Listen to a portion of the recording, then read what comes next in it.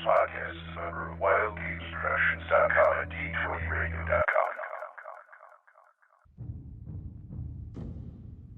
Between the time when wargamers played with chainmail and the rise of the Wizards of the Coast, there was an age of gamers. And unto this, Gygax, destined to bear the crown jewel of TSR upon a troubled brow, to show you all how to roll for initiative. The Roll for Initiative podcast. This is volume number 2, special insert number 5. This week we're going to be talking about designing an adventure from the ground up. I am one of your hosts, DM Vince, sitting alongside DM Matt. Hello, everyone. And DM Nick. Hi, folks. Hi, everyone. And DM Will is off this week in Adventure Gaming Land, so he's at a convention right now. So, yeah, that's up in Vancouver, right? I believe so. Game Storm or something? Yeah, Vancouver, Washington this weekend. Then he has another one next weekend as well. So I think it's a comic book convention. Yeah, so 2 weeks in a row. He's going to conventions, living the life. Lucky him. Yeah. Lucky. So, the rest of us have been, busy doing what we're doing. So let's jump right into things real quick. Nick, you said we had a couple reviews this week. Yes, actually, we had 3 reviews on iTunes. So let everybody know we're up to about 115 reviews on iTunes. So if you ever want to give us a review, head on over there and type in Roll for Initiative on the search, and away you go. So first review we have from DM Dwayne. Hey, Dwayne. And he says, just freaking awesome with 5 stars. So he goes, okay, first off, whenever you play, whether you play old school first edition or other editions, this is the podcast for you. The way the guys discuss info can be applied to any edition. The knowledge here is unmatched, and they have helped me become a better DM and a better player. I've listened to each episode at least twice, and they have gotten nothing but better as the weeks go by. It is because of this podcast that I have started playing 1E, began Basic and 2E again, and even Pathfinder. Thanks, Will. Their viewpoints are informed and welcomed, and if you want to hear a great group of guys talking about a great game, listen to DMs Will, Vince, Nick, and Matt, the RFI podcast with like 15 exclamation points at the end. So thank you, DM Dwayne. That's awesome. We do what we can. Yeah. If we help you be a better DM and a player, that's great. But this is also your show too. If you ever want to, have any suggestions or give advice as well, always email us or call up on our hotline. So we're just a bunch of guys who enjoy playing the game. So Word. Give our 2 Electrum pieces. Yeah. They're better than copper. So well, Nick's getting copper. We're getting Electrum. I got Electrum. I like Electrum. We just for Electrum to fool you. So, anywho, our next review is from Pedalise or something like that. I'm sorry if I massacred that. I apologize. Hey. And they say old school is the real D&D next with 5 stars. Ooh. I have been listening to RFI for a few years and enjoy it. I am much more of a flavor guy than a crunch guy, but I enjoy even the discussions about rules and such. DM Vince definitely is a bit of a curmudgeon, but I can relate because so am I. Thanks. Yeah. I really enjoy his snark he brings to the show. I feel the snark of Vince is counterbalanced with everyone's favorite retired Marine, DM Will. DM Will brings a wealth of game experience to the table along with a great sense of fun. I was a big AD&D player back in the days before there were any edition designations. I've also only played AD&D, mostly first edition, but a few games a second, and BEMCI, which is for basic and expert and so on. So that's where my heart will always lie. Thanks for the excellent show, guys. So Pat DeLise. Cool. Thank you, Pat, very much. So what? Snarky. No love for DM Nick and DM Matt? What gives? Oh, and I'm snarky. And you're snarky. Snark. Snarf. Oh, snarf. Why And our last review is from Gulo 1970. And he or she says, old school AD&D found here with 5 stars. Cool. And they say, this is a really good podcast if you like first edition AD&D, which I was raised on. Well, that and D&D Basic. Well worth the listen. Makes me feel nostalgic for the game I played over 20 years. If you want to know what makes first edition great and learn about the history of the game, this is your podcast. So thank you, Gulo 1970. And just to let you know, there is another podcast that covers original and basic D&D, which is Save or Die, which is also done by Vince and Company. So Yes. So if you want to get like the full gambit, and we also have another one that we know of, what is it? Thaco's Hammer?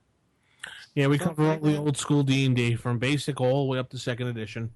Yeah, so you could get your whole fix. You could waste a lot of time. Listen to all 3 podcasts. So You kidding? This weekend was like a couple people were like praising us this weekend because we had the multifecta. We had RFI came out, Sod came out, Thaco's Hammer came out, and an actual play podcast. So people were like, yeah, they had all these things to listen to at once. people's heads were exploding. That's awesome. Yeah. If we cause your heads to explode, you're very welcome. We do our best. Cool. All right, thanks. You can leave a review. Go to iTunes, Roll for Initiative Podcast, and leave your review. We'll be reading them as they come along, or maybe we won't read them, depending on how much time we have. That's true. So let's head over to some sage advice. We have a couple voicemails.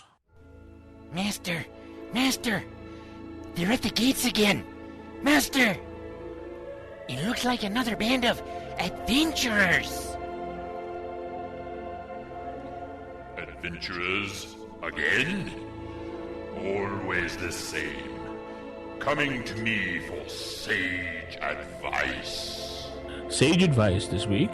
We have 2 voicemails right off the bat. If you'd like to leave a voicemail for us, 570-865-4210, the RFI hotline, where nobody's standing by. It's just a voicemail. Don't worry. Our first voicemail, here we go. Hey guys, Steve from Central New York, and I just listened to the Greyhawk Adventures episode, the second one, the quickening, if you will. Great episode. Will, the swords you were thinking of were Fred Saberhagen's 12 swords, and they're in the Book of Swords, which is an awesome, awesome idea for a campaign. The swords are forged by the gods, and the gods put them out among humanity to play with. And then the guys realized their horrible mistake when they found out that the swords could affect them as well. And it has one of the great minor demigods of science fiction literature, in my opinion, dropped it. The healing god was actually an evolved dog. Great series. I just wanted to let you guys know I love the podcast. Listen every week. Keep up the good work. If I knew how to do iTunes, I'd give you 5 stars. But I'm old and feeble. All right, take care. Bye. He doesn't sound old and feeble. I'm old and infirm. So, cool. Yeah, that's very cool. Yeah, I have that series. I have the whole series, the complete Book of Swords that was put out by Science Fiction Book Club many, many years ago. And yeah, if you haven't read Fred Saberhagen, do it. Do it now. After you listen to the podcast, then read. Yeah. Well, I had it way back in the day when DM Joe, the great DM Joe, disappeared for a while from our lives. We used to say that DM Joe came ascending down from the heavens to teach us D&D and then left, gave us the knowledge and left. Well, he disappeared for a while. And there was a guy, Steve, that used to DM for us, and he gave us a campaign called the Swords of Alignments, and there was one for each alignment. We had to go quest to find them. Pretty interesting swords. They did like really big mega damage to them, too. Our last voicemail, let's pop that one in. Hey guys, DM Kojo here. Just got done listening to issue 77. Great show as always. Couple things. First of all, Nick, I'm with you. Some clerics are going to use edge weapons, especially evil clerics. I mean, the whole thing that clerics don't want to spill blood, and that's why they use bludgeoning weapons, which never made a whole lot of sense to me because you can get pretty bloodied by a mace anyways. But evil clerics, at least evil NPC clerics, why wouldn't they use a sword or a dagger to draw blood from their sacrificial people? That makes sense to me. Also want to comment on the idea of giving magic items to starting players. I just have a campaign that I started with first-level players, and I created a custom table of, weaker, low-level magic items, potions of healing, sword +1, dagger +1, those types of things, basic armor. And I kind of looked at it as family heirlooms that, passed down from grandfather to grandson. Here's this item I used when I was an adventurer. Because they're low-powered things and increases the survivability of the first-level party, I have no problem doing that. I have every character roll on this table one magic item that I've created, so nothing crazy and random like the DMG table. And then I have one question for you guys. As far as I'm running my characters through B2, keep on the Borderlands, and when they're done with that, my guess is they'll all be around 3rd level. What's a good module to pick up after that? I was thinking maybe, going into the Salt Marsh series, but wonder about some other options because I want to give my players kind of a sandbox choice of which module they pick, which direction do they go in my campaign world. So be curious on your thoughts on that. Keep up the good work. Thanks. All right, so Nick, somebody exercised with you.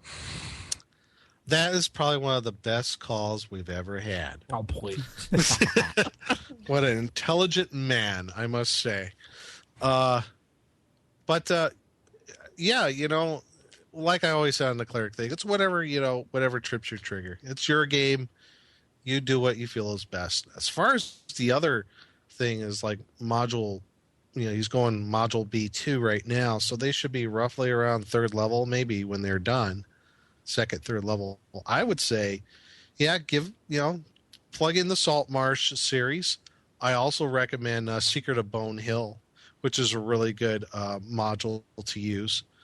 I'm trying to think of a few others around like levels 3 to 5. I think one that would be very good is Against the Cult of the Reptile God. It does say levels 1 to 3, but I think because of the threat that you're facing in that module, I would say anywhere from 2nd to 4th levels and 3rd to 5th levels would have a pretty tough time with it. And you can always, beef it up a little if you tweak the module. I think all DMs kind of tweak the modules to their liking. I know I do. Mm-hmm. So those are a few suggestions. Definitely Salt Marsh, Secret of Bone Hill, and Against the Cult of the Reptile God. So, I was thinking B4. Is that Lost City? Lost City. Yeah, that one has a lot of room for a lot of just fun when you get into the deeper levels of the pyramids and everything. Because it just becomes DM whatever he makes up. Oh yeah, that'd be a good one too.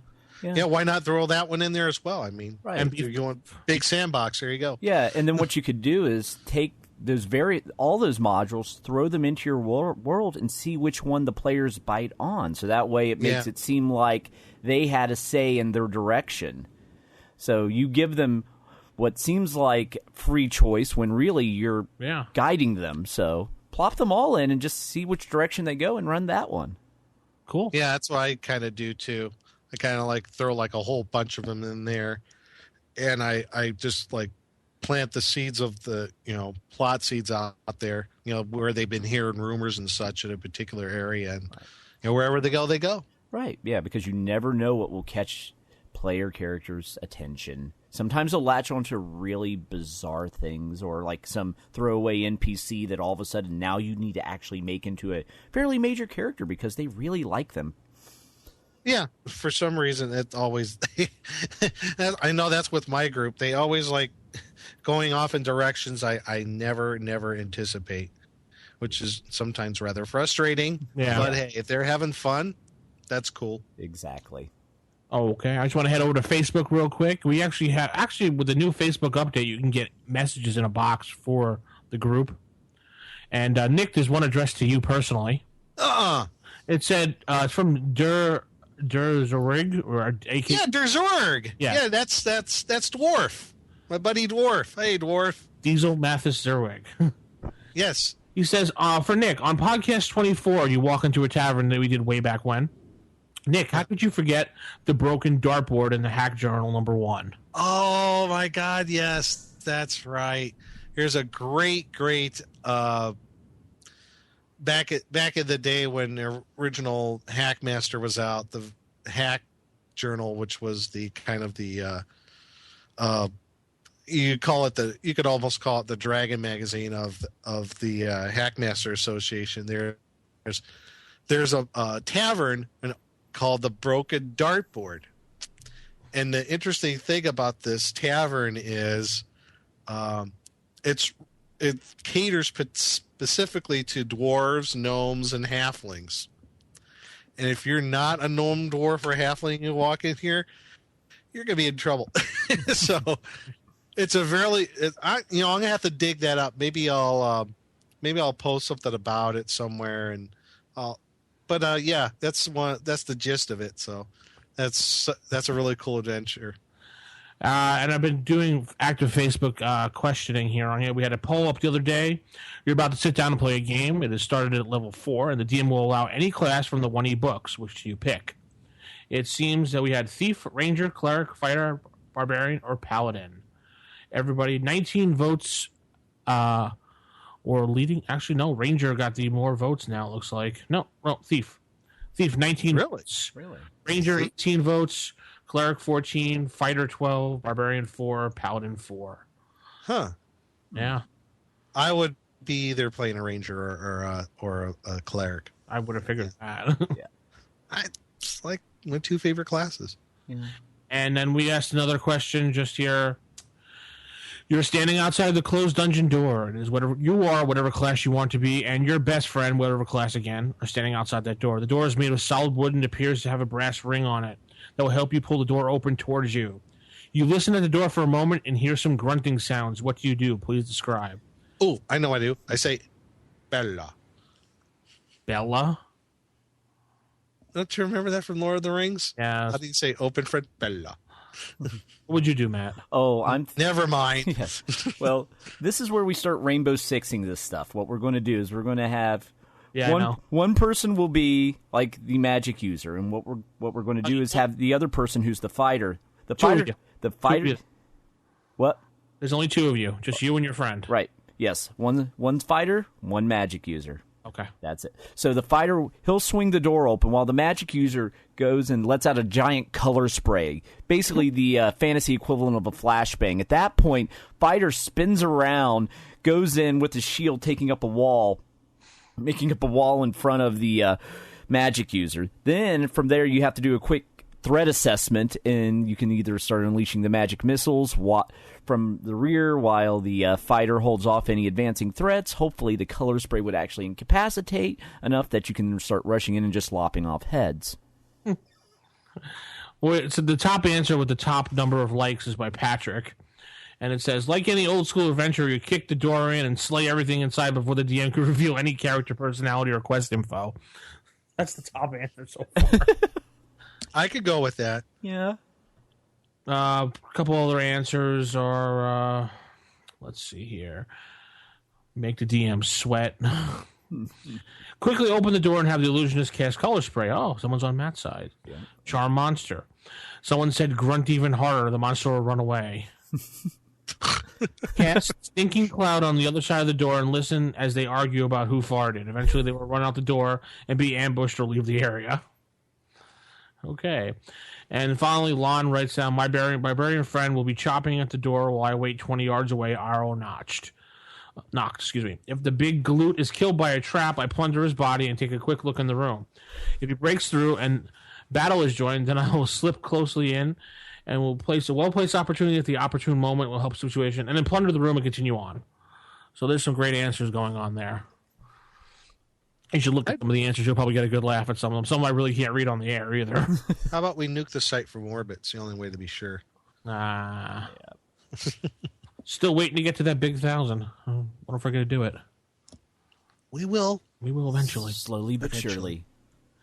All right, let's head into the meat of the show, what we're going to talk about today, and we'll be right back.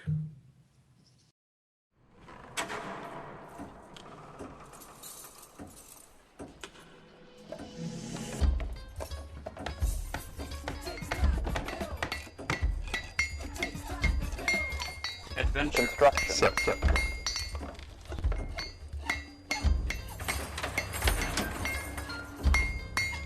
Yay! Remember that bumper? The Adventure Construction? Yes. That we started long ago? Yes, many, many issues ago, far before I even started producing the show. Yeah. So what we're going to talk about this week is designing an adventure from the ground up. We're going to just take our opinions on things and maybe help some people out there that are designing their own adventures where to start. Topics we'll talk about is where to start. Should it have a theme, maybe like a quest or something? How would you design? Should it have a big bad? Maybe not a big bad. Maybe just a bunch of monsters. As opposed to drawing your own map, maybe finding your own map. Where would you place the monsters? Would you put traps in? And would you bother writing a background for the whole adventure? Or just, who cares, just let them go kill? So, Nick, we'll start with you. When you first sit down to design the adventure, where do you start?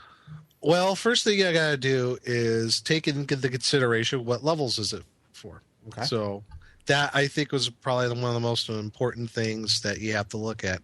Let's keep it simple. Let's say probably one of the best ranges to play any sort of, I would like levels 3 to 5, that area seems to be kind of fun for everybody to play in. So that's one of the things I got to look at. And also, I guess, what you got to find something original, I guess. It's hard to, but you got to find something that's really going to, kind of surprise the players, I guess. I mean, you could get some inspiration from books and movies, but, you don't want to have anything too familiar, I guess. Mm-hmm. Yeah, I mean, it really depends. That's one of the things I look at. Yeah. It really depends on your players too. If it's a group you game with regularly, you know what types of games they like. You know what type of genres or themes that they attach themselves to more than others. So you would even consider your audience as well. Oh, sure. Yeah.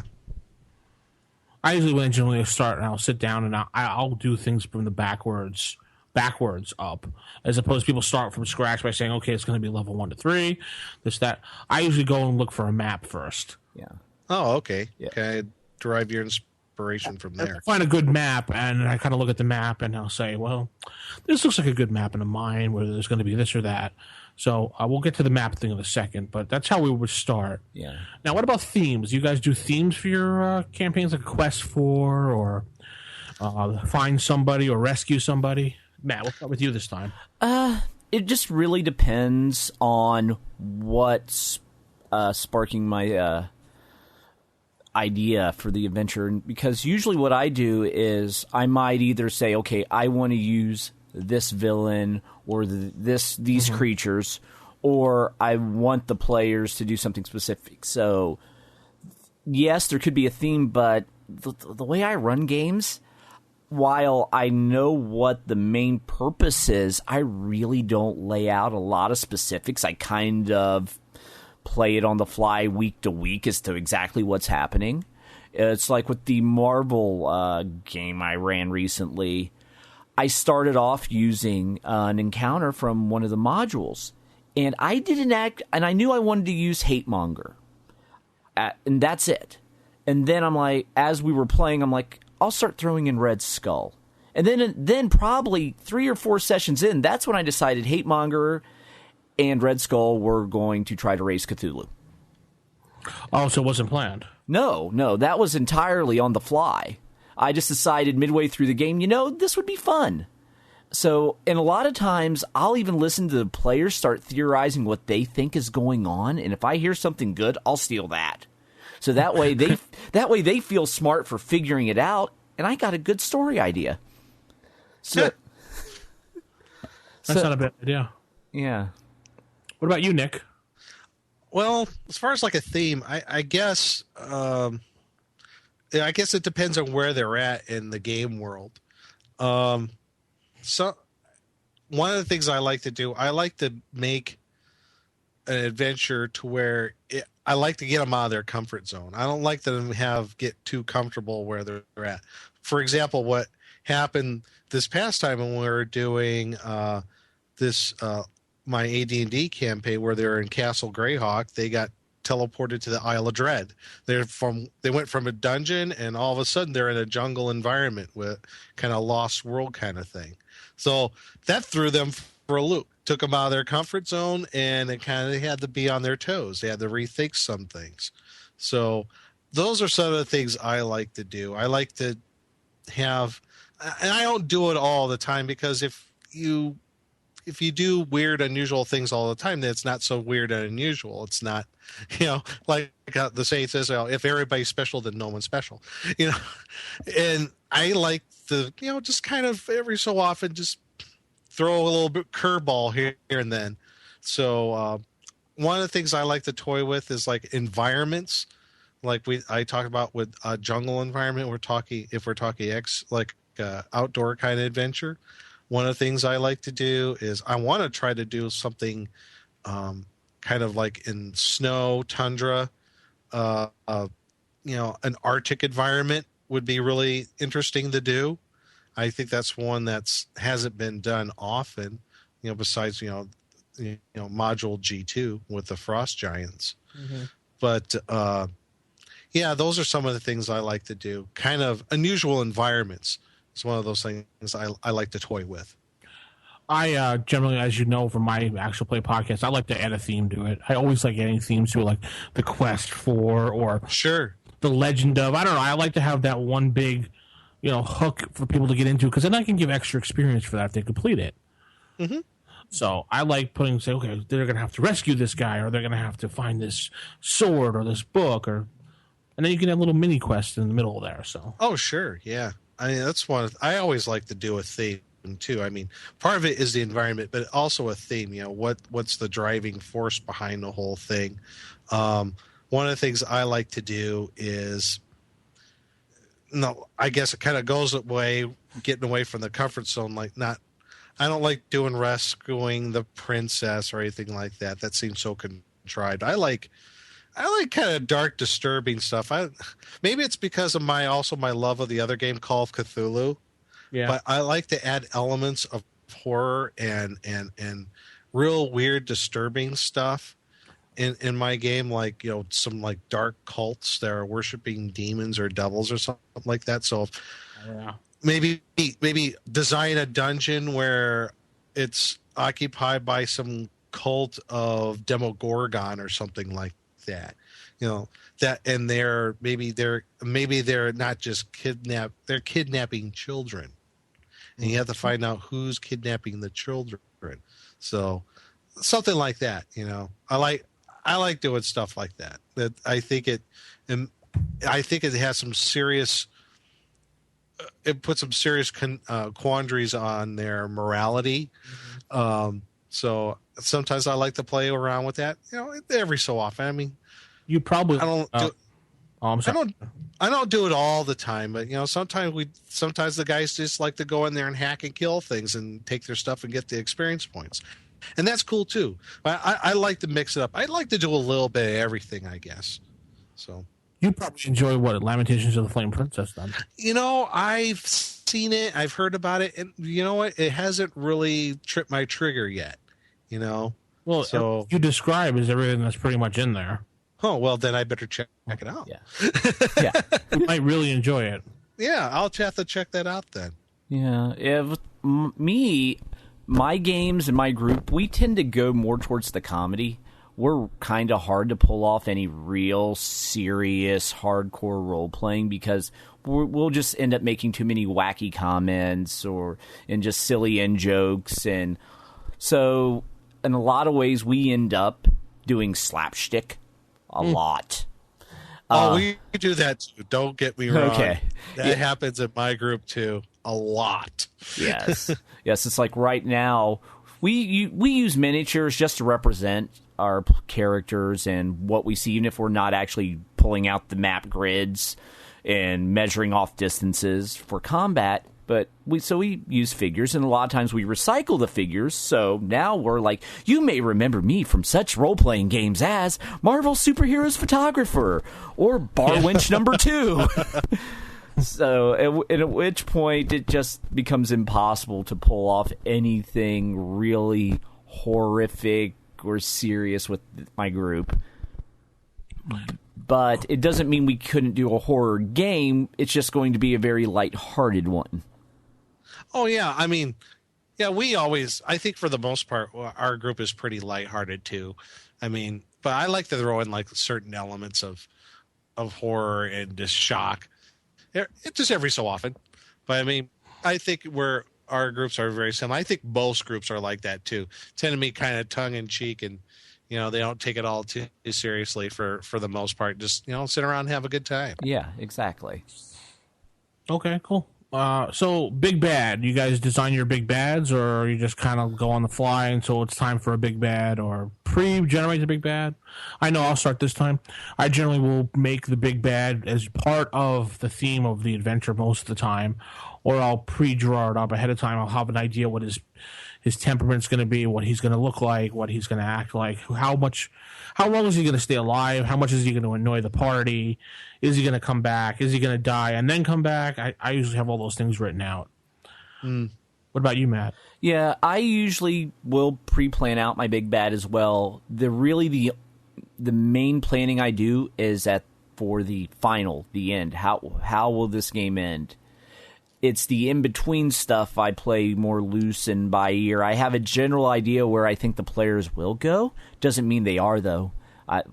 They will end up going off on routes I never imagined, or not taking leads that I've been giving them. So I just plan out the big bad and then let everything else kind of fall where the players end up placing it.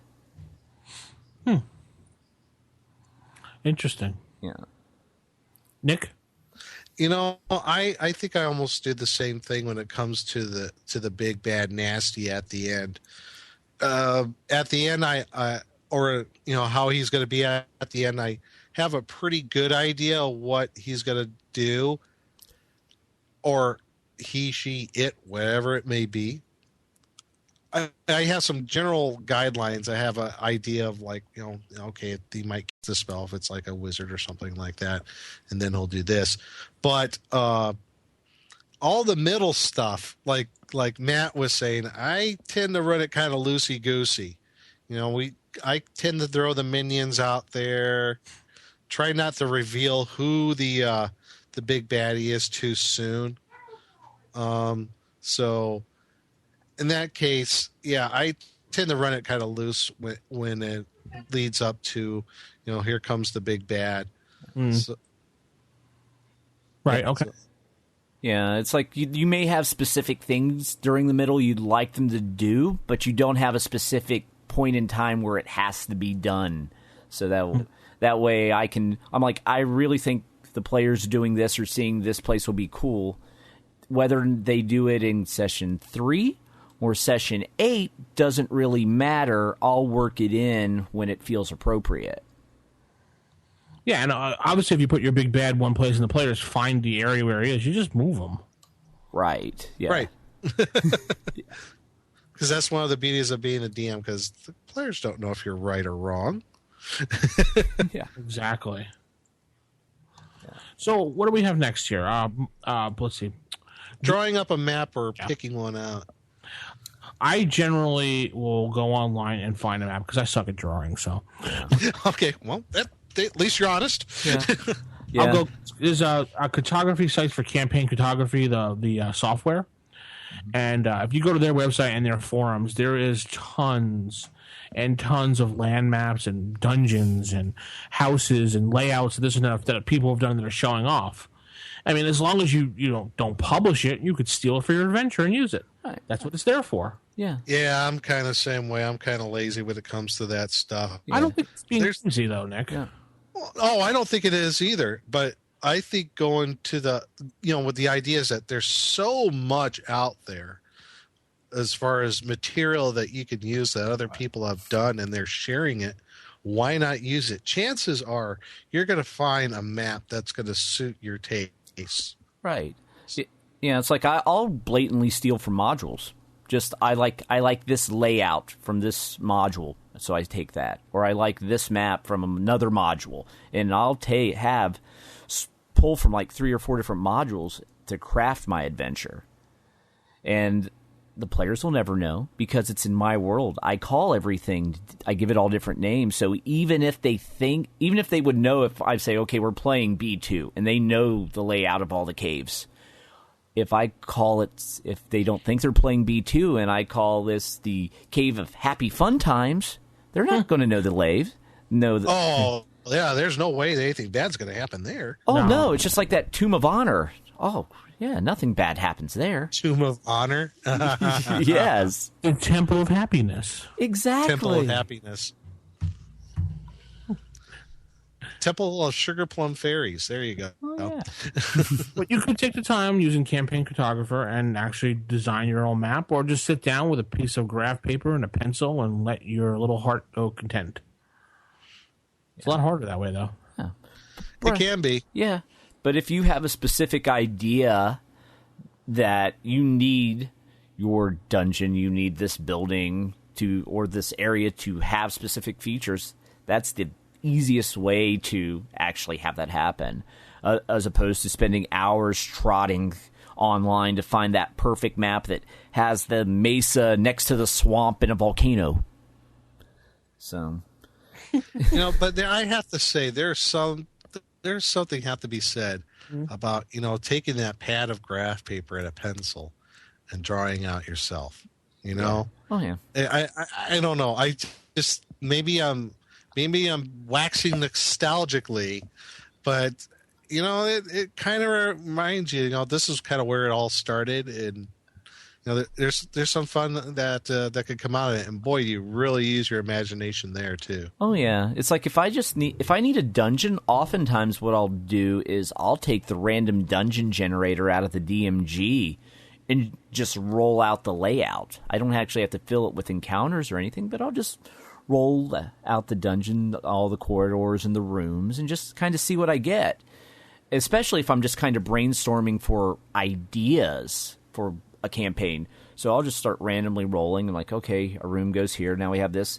And then as I'm doing that kind of sparks, oh, well, this room could be the tombs. This room could be this chamber. And then I can start fleshing something out that way. It's almost more of a brainstorming exercise than anything, using just like random tables to see what you get. Yeah, I've used that a few times in the DMG, and I have to say, if you go with the die rolls, you'll come up with some pretty unusual layouts. Yeah. Yeah, you can also find a bunch of generators online for dungeon generators in case you're really, really lazy and just want a quick 30-room dungeon or something. You can click it on there and how thick you want it to be, how many rooms, how many doors, and how many odd ends, and it'll, boom, pop it up for you. Yeah, you can do that too. I believe actually WotC has one too if you go to their website, and I know Paizo had one for a while. I'm trying to think of anyone know of another link that might be out there? Oh, let's see. Oh, I can't think of it right now, but I know there's more, and I'll throw a link to all of them in the show notes because there's just quite a few of them out there. And same thing with town generators that we've talked about in previous issues. So, all right. So monster placement. Nick, when you're playing your adventure, do you plan out like, all right, there'll be monster encounters here. I want some monsters here in these rooms, or you just kind of go on the fly with those things? I don't know if I really go with the whole dungeon ecology things. It really depends. Some people's like, well, it has to make sense. Where all the monsters have to make sense where they're at and everything. They have to have the access to food. Blah blah blah blah blah blah blah. This is a game about fairies and dragons and elves. Come on, people. It doesn't have to make sense. You can if you want it to, but sometimes I might have a particular theme to like a dungeon. Say, for example, maybe it's like a knoll outpost. Okay, run with that. We're going to have obviously gnolls. It's probably some Flins that are leading them. They're probably going to have hyenas and the prehistoric ones, the hyenodons, as like maybe like wargs are used for orcs. So I might go with that kind of thing. That might go. But it really depends on the whole idea of the adventure. If I'm just going with a mad wizard's dungeon, I mean anything could be in there. So I don't know. I guess it depends. If there's a theme to it, then I kind of run with that. I like pairing up monsters. Mm-hmm. I like how I guess a kind of like a dungeon ecology thing, kind of with real world ecology. Sometimes how animals will, one animal will live in a particular area with another one, and they kind of cohabitate and live off each other's, defenses and what have you. Sometimes I'll throw that in there too. I'll see a particular monster. I'm like, that would be cool if this was paired up with this, and then, cause I think we talked about that at times in our, creature feature theater. It's like, you know what, if we pair up this monster with this, it'd be pretty cool. So I can't think of any examples off the top of my head. I think actually there was one, like when was that one I came up with, that swamp giant, how it likes to use crocodiles and maybe hydras as pets. There's another kind of thing. Maybe monsters kind of paired up. So yeah, those are some of the things I do. Cool. I know I have my set random encounters, or and I have a set of monsters I know I want to use. A lot of times I won't place them anywhere until I feel that there's a need for a fight or there's a need for some action. Because sometimes the players like to just run around and explore, and they like to have fun having a social event out of it. And sometimes you can tell by the players going, "Oh, another room with a piece of gold in it." It's time to throw a monster at them. Kind of right. Yeah. I typically will have, these monsters I want to use, and I'll try to find ways to work them in. But if I have the players going through, say, a cave that's inhabited by kobolds, I'll try to think of, if the kobolds were to have a society in here, how would it be laid out? So, yes, you would have, the kobold nursery, because there are baby kobolds. Mm-hmm. Which when you have the players going through hacking up all the male kobolds that are fighting them because they're evil dog people, then all of a sudden they come up a bunch of little babies. That kind of messes with them a little bit. They're like, yes. What do we do? Do we kill the babies since they'll grow up to be evil? But they're babies, so. And it makes sense to have that there because it is. Yeah, that's happened to me before. Yeah.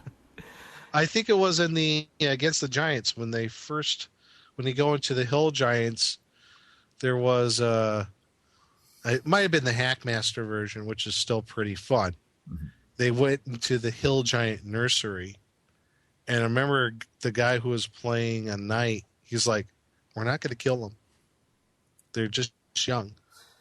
And everybody in the party is like, well, I'll tell you what, you walk over that way and just go, and we'll take care of them, okay? Yes. So I'm like, interesting. Jeez. Sounds like a fun time. Yeah. Okay. So, all right, so traps. How do you guys handle traps? I have to admit, I'm not very good at making traps. I can't make up traps off the top of my head. I could do monster encounters. I could do some other things, but traps I have a real hard time with. I just don't have that. I just don't have a knack for them. So that's why I rely a lot on some other things. One of them is my collection of Grimtooth's traps books. Mm-hmm. Okay. I'll if not directly steal the ideas out of there and plug them in, I'll modify them. I mean, there's quite a few traps in there that are easily modified. Some of them are just plain silly, but that's part of the fun. Like the one involving the giant lobster? That's not silly. That's just darn right mean. But also the one where, like, with that ring that turns your thumb plaid or whatever it is. Yeah.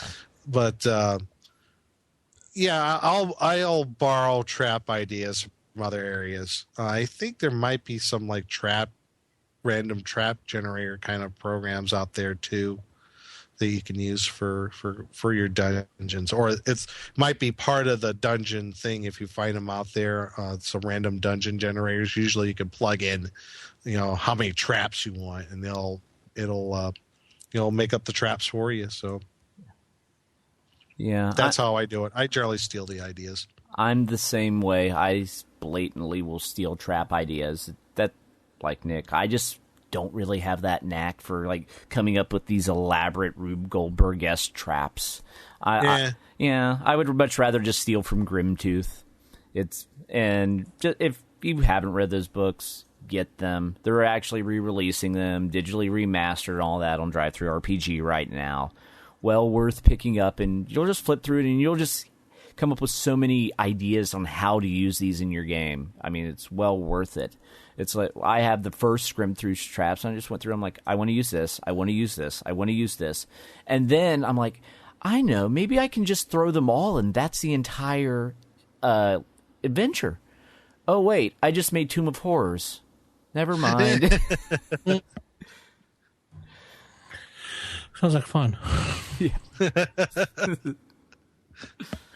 Okay, so finally when you're doing your adventure, how about writing up a background for it, or just basically who cares? Just let them go kill.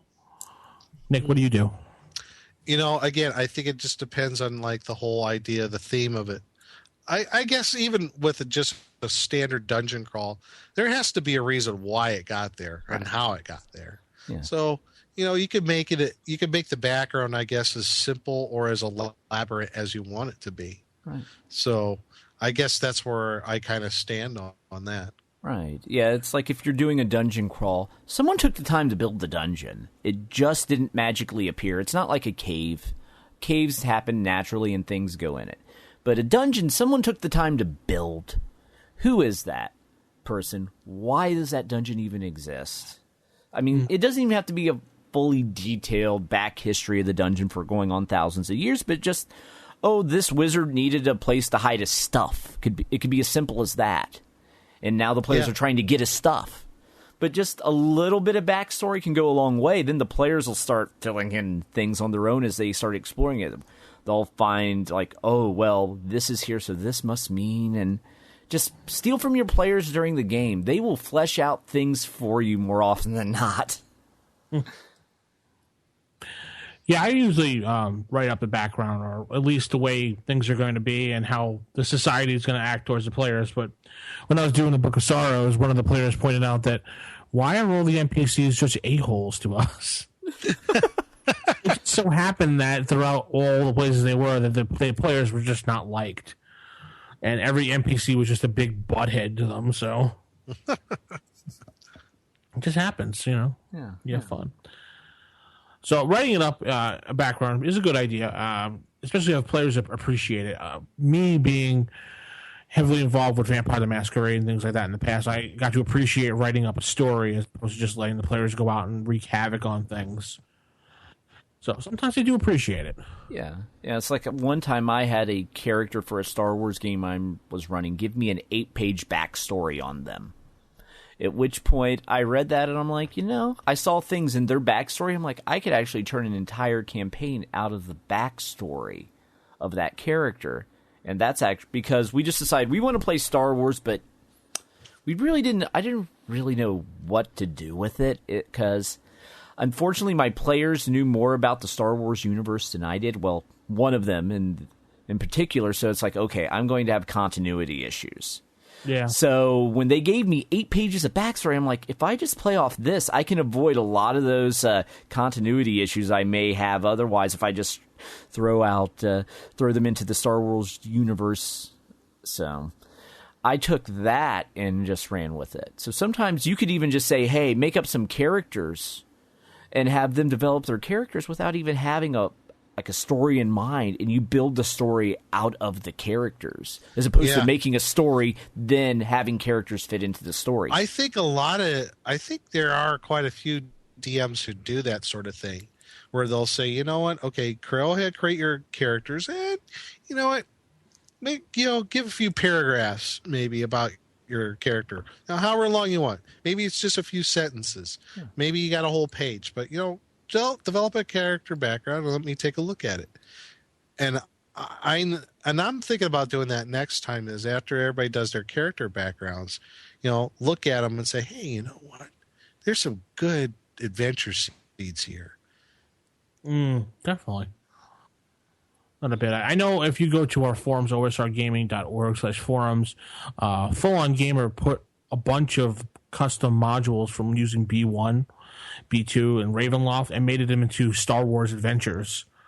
Well, yeah, really. He took them and he made it. He wanted to prove that you can actually take any module from D&D and use it for any game. So he did Star Wars.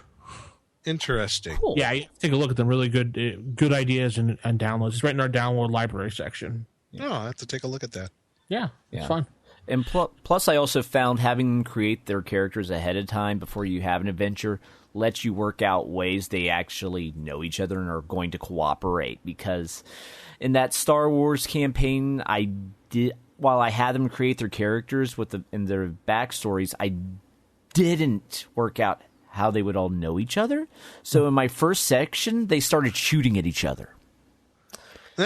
Yeah, player-on-player violence in your first game is not good. Yeah, I don't bother with that. I just go look at the players and I go, you know what? You all know each other. I don't care how you figure it out. I don't have time to sit there and go, you're sitting in a bar. Here's your quest. Now you go find the player. Yeah. It takes too much time. Yeah, I like now working that out in advance. We may even role play that out a little. Like for my Marvel campaign, we determined one of the characters, he owned a house, and he was renting 2 of the rooms out to the other players, and there you go. Yeah, and none of them knew, but we started off so they all didn't really know each other, and none of them knew each other was a superhero. So they were all trying at first to hide their superhero identity from each other. Then when a riot broke out in front of their house, so they're all like trying to sneak out the back door, hide from each other, change into costumes so they could go stop this riot. And then the owner of it goes back in first, and he's just sitting at the kitchen table drinking his coffee like nothing's happening, even though he's already been out fighting it some. Then the other one sneaks in and like immediately runs up to the bedroom while he's just sitting there like, sup? Fancy costume there. So it just really depends, but I like my players like role-playing that out. Others may prefer just going straight into the adventure, but definitely work out in advance how these characters are going to know each other and why they will cooperate. Don't let the players just role-play that out by themselves. Otherwise, they may end up brawling with each other. Why was this always sudden thinking about the comedy show Three's Company and what if they were superheroes? Yeah, so and none of them knew that each one was a superhero. So that means the Ropers were actually monsters? Actually, Mr. Roper is the Red Skull. Yeah. Oh, boy. All right, well, I hope we've given you guys some ideas to work off of out there, and we will be revisiting this again, designing adventures from the ground up, as we have I planned a whole bunch of things for it, and yeah, you guys will follow along with me. And DM will be back next week, hopefully. So we have a complete 4-person show, 4-person perspective, which seems to be working really well now. So, So I guess we'll say keep it original, keep it old school, and good night, everybody. Good night. Bye, everybody.